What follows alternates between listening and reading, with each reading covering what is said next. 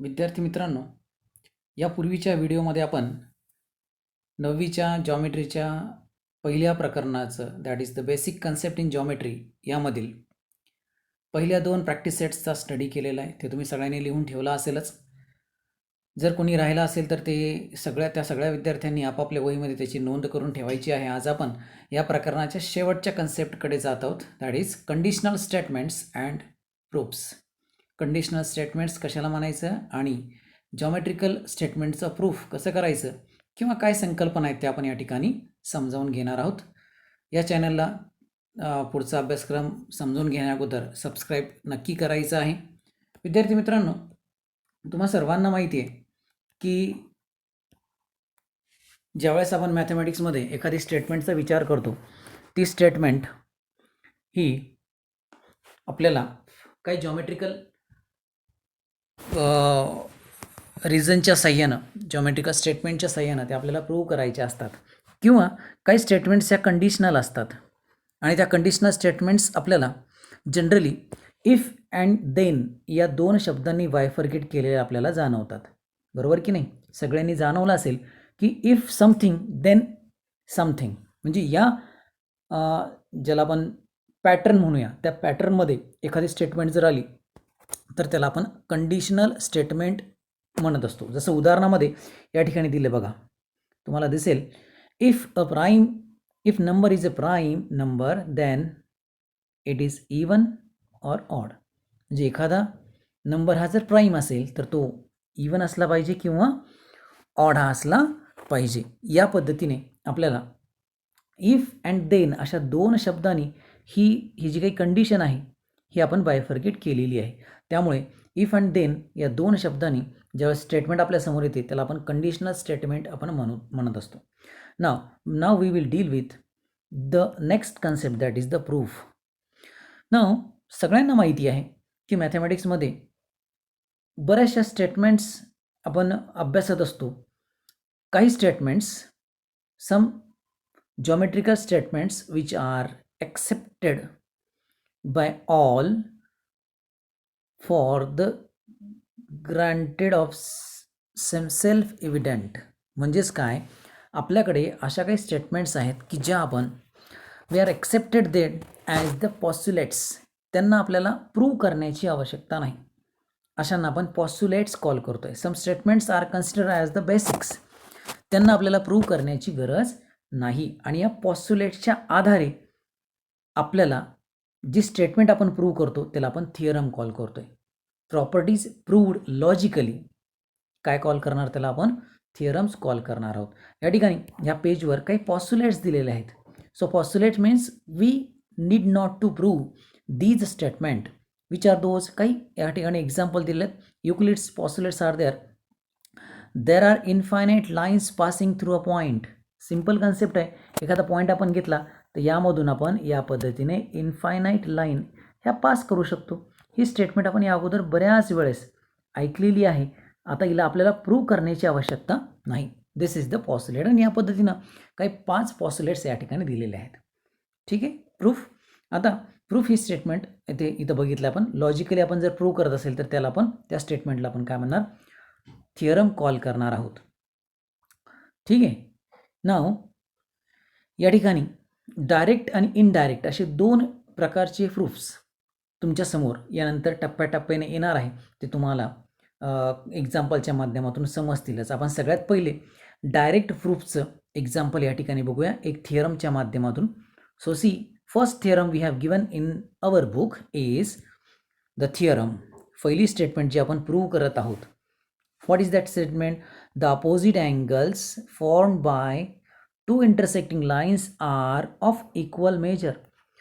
2 lines जर आपण घेत असतील आणि त्या जर एकमेकांना इंटरसेक्ट होत असतील, त्या जर 2 एकमेकांना इंटरसेक्ट होत असतील या पद्धतीने, तर त्यांच्यापासून तयार होणारे जे काही अपोजिट अँगल्स आहेत, म्हणजे हा एक अँगल, याच्या अपोजिट हा अँगल, हा अपोजिट अँगल आणि याच्या अपोजिट हा अँगल, यांची मेजरमेंट इक्वल असते हे आपल्याला प्रूव्ह करायचं आहे. आणि त्या प्रूफसाठी आपण या ठिकाणी ही थिअरम आपण बघत आहोत. आता कोणताही थिअरम ज्यावेळेस आपण लिहितो, जनरली थिअरम हे आपण 3 ते 4 स्टेप्समध्ये लिहितो. फर्स्ट असणार आहे गिवन, दुसरं असणार आहे टू प्रूव्ह, काय प्रूव्ह करायचं आहे ते सेक्शन. जर आपल्याला गरज पडत असेल तर आपण या ठिकाणी कन्स्ट्रक्शन करत असतो, पण हे प्रत्येक थिअरमला गरजेचं पडेलच असं नाही. आणि सगळ्यात शेवटी काय असणार आहे प्रूफ. तर या स्टेप्समधून जनरली आपण प्रूफ लिहिणार आहोत. ठीक आहे. आता गिवनमध्ये काय लिहिणार आपण, जो काही दिलेला पार्ट आहे, whatever we have given ते आपण गिवनमध्ये लिहितोय. आपल्याला दिलेलं काय आहे की opposite angles form by two intersecting lines, याचा अर्थ दोन इंटरसेक्टिंग लाईन्स आहे. मग आपण ती फिगर ड्रॉ करणार. फिगरमध्ये आपण दोन लाईन्स घेतल्या, कोणत्या कोणत्या दिसत आहेत आपल्याला, ए बी आणि सी डी. आणि म्हणून तेच लिहिलं आपण, line A B and C D intersect where at point O such that A dash O dash B and C dash O dash D, या पद्धतीनं. आणि असं असेल तर आपल्याला प्रूव्ह हे करायचं आहे की या ठिकाणी हा जो काही अँगल तयार होतो आहे ए ओ सी हा वरचा अँगल मला कॉन्ग्रुएंट दाखवायचा आहे, बी ओ डी सोबत खाली होणाऱ्या अँगल सोबत मला कॉन्ग्रुएंट दाखवायचं आहे. किंवा आणखी सेकंड प्रूफ काय सांगतंय, बी ओ सी हा या ठिकाणी होणारा अँगल कॉन्ग्रुएंट आहे ए ओ डी सोबत, हे आपल्याला प्रूव्ह करायचं आहे. हे दोन प्रूफ आहेत, व्हर्टिकली अपोजिट अँगल्स हे या ठिकाणी दोन पेअर तयार होतात, ते आपण प्रूव्ह करायचे आहे. आता ह्या प्रूव्ह करत असताना आपण प्रूफ्स या सेक्शनकडे आता जात आहोत. So we are having the last and final section. कन्स्ट्रक्शनची या ठिकाणी गरज नाही. आता बघा या ठिकाणी ए ओ सी एक अँगल घेतला आहे आणि बी ओ सी, ए ओ सी आता बघा ह्या इथून इथपर्यंतचा अँगल आहे आणि त्यासोबत कोण आहे, बी ओ सी हा इथून इथपर्यंतचा. जर मी हा टोटल विचारात घेतला तर यापासून लिनियर पेअर तयार होती आहे आणि म्हणून लिनियर पेअरची ॲडिशन किती असली पाहिजे, 180. म्हणून इथं आपण काय लिहिलं, linear angles in a linear pair. लक्षात आलं सगळ्यांना. So this is the first statement, angles in a linear pair. आता त्यानंतर आता आपण पुढचा सेक्शनकडे जाऊया, बी ओ सी. आता मी हा इथून इथपर्यंतचा तर घेतो आहे बी ओ सी, यासोबत जोडीला कोण घेतो आहे आता, बी ओ डी हा घेतला आहे. म्हणजे आता इथून इथपर्यंत दुसरी लिनियर पेअर तयार होती आहे आणि म्हणून त्यांची देखील बेरीज किती असली पाहिजे, 180. आता या दोन्ही इक्वेशनचा आपण जर विचार केला तर राईट हँड साईड इक्वल आहे 180 180, म्हणून आपण याच्या लेफ्ट हँड साईड इक्वेट करू शकतो. म्हणजे बघा ए ओ सी आणि बी ओ सी हे दोन अँगल इथं लिहिले आणि बी ओ सी आणि बी ओ डी अँगल इकडे लिहिले.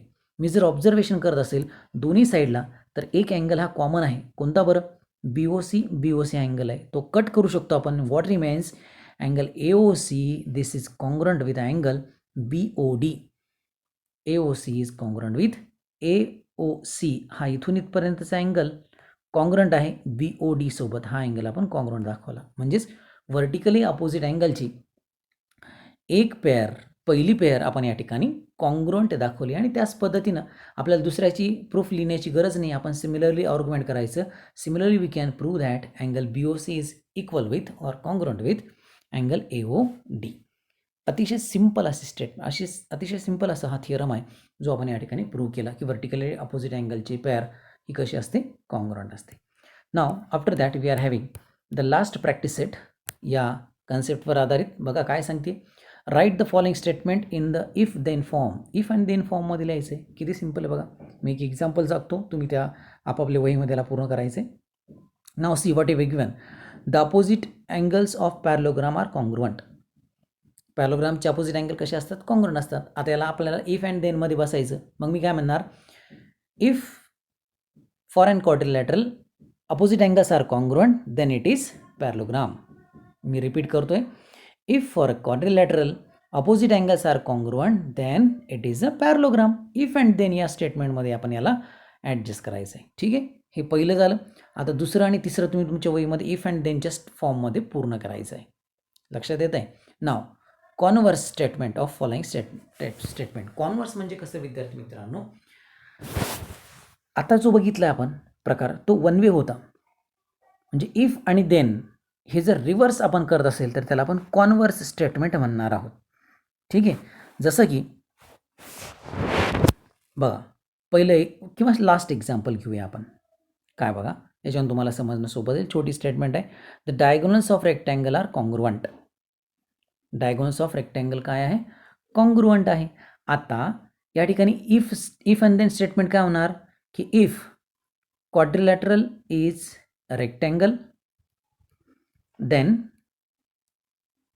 then diagonal are congruent. ही याची स्ट्रेट फॉरवर्ड कंडिशन होणार. आता याचा कॉन्व्हर्स काय होऊ शकतो? याचा कॉन्व्हर्स म्हणजे काय की आपल्याला त्याचे डायगोनल्स कॉन्ग्रुएंट दिलेले असणार आहे. हा इफ पार्ट असणार आहे. इफ डायगोनल्स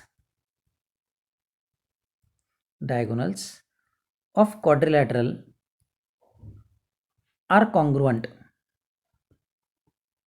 कॉन्ग्रुएंट जर असा असेल तर देन इट इज कोणत्या टाईपचा असणार तो? Then it is rectangle. बघा दोन्ही स्टेटमेंटमध्ये काय फरक आहे? ही स्ट्रेट फॉरवर्ड आहे आणि हा कॉन्व्हर्स आहे. पहिल्यांदा काय दिलं होतं? इफ सेक्शनमध्ये काय आहे की तो क्वाड्रिलॅटरल काय आहे? रेक्टँगल आहे इफ सेक्शनमध्ये, आणि कॉन्व्हर्समध्ये तो देन सेक्शनमध्ये आला, म्हणजे त्याची जागा बदलली. इफ आणि देनचा पार्ट हा आपण रिव्हर्स केला, बदलला, तर त्याला काय म्हणणार आपण? कॉन्व्हर्स म्हणणार आहोत. काय म्हणणार त्याला आपण? कॉन्व्हर्स पार्ट म्हणणार आहोत, जसं आपण या ठिकाणी एक्झाम्पलमध्ये पाहिलं. हे दुसरं एक्झाम्पल आपण या ठिकाणी केलं आहे. त्याच पद्धतीनं तुम्ही पहिलं आणि दुसरं याच्यामध्ये इफ आणि देनचा सेक्शन हा रिव्हर्स करायचा आणि याला पूर्ण करायचा आहे. ठीक आहे विद्यार्थी मित्रांनो, आजच्या तासिकेला आपण एक महत्त्वाचा थिअरम बघितला. हा थिअरम सगळ्यांनी व्यवस्थित समजून घ्यायचा आहे आणि एक सिम्पलचा कन्सेप्ट बघितलेला प्रॅक्टिस सेट 1.3मध्ये. तर या सगळ्यांना तुम्ही तुमच्या वहीमध्ये नोंद करायची. या ठिकाणी आपला हा पहिला प्रकरण या ठिकाणी पूर्ण होत आहे. थँक्यू.